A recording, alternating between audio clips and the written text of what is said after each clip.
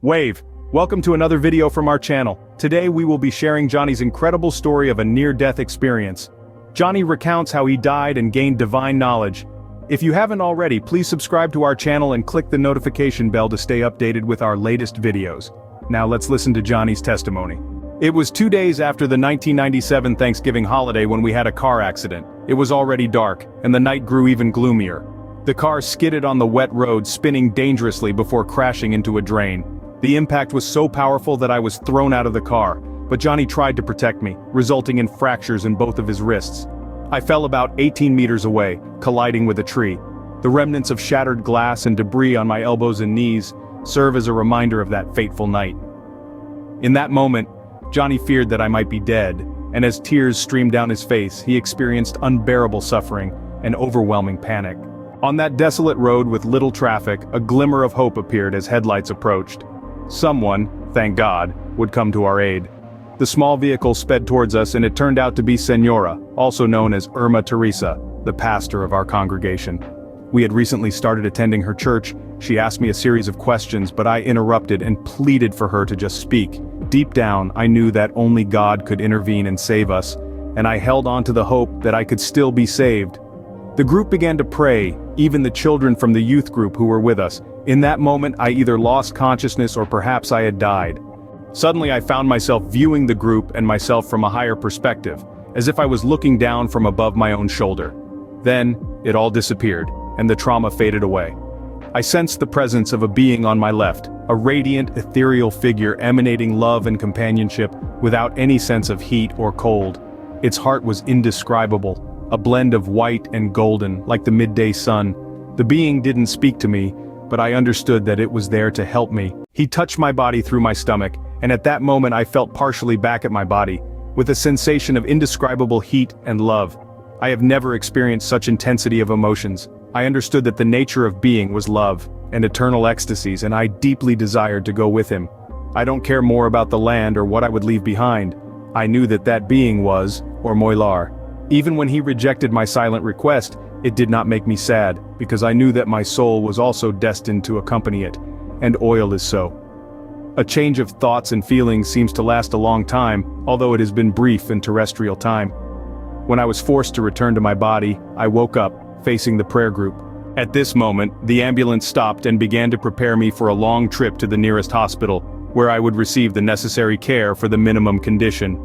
The ambulance drivers will communicate to me that at that moment, they do not bet on anything in my life because they do not prove that they managed to survive the passage. Please go to the hospital before the ambulance. When she checks in with me, I will allow her to accompany me to the surgery room. I sensed her anguish and smiled, assuring her that she was not worried so she could tell me that she has cured me. After spending a few days in the ICU and 2 weeks in the hospital, I was finally able to return home. Sometime later, the surgery, Dr. Brown requested a checkup at his consultation. When we sat down in front of his table, he told me that he had a lot to do with being alive. He expressed his perplexity as the fact that he survived unless he is found by a true miracle, as he claimed during the surgery. My bathroom was dislocated, however, the main artery of the organ was cauterized, preventing fatal internal bleeding. Recounting what happened to me was an arduous task. Initially, I didn't feel anything at all, but I felt that something profound had happened. Only when I reach adolescence, these shadows begin to return through flashbacks and dreams. At this moment, avoid sharing this with people, fearing that I will be amazed or crazy. However, when I was in late adolescence, I attended a television program that discussed quasi-death experiences and their effects on the people they experienced.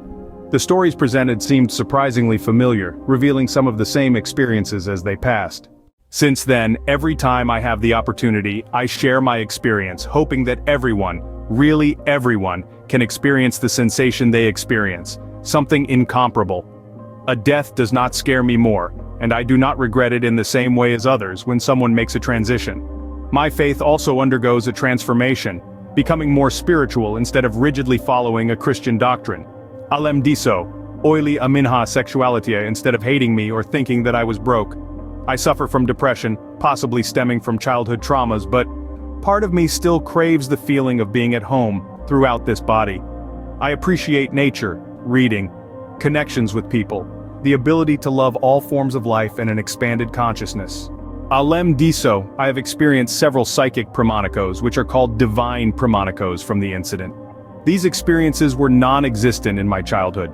I believe that brief but profound connection with being an indelible mark in my life and in my soul, similar to the digital impression that a finger leaves in a transparent glass. Recently, I have struggled to understand what my purpose is, considering the extraordinary event that occurred so many years ago. Finally, a response emerged. Share how my news and what happened. I hope this is the right direction.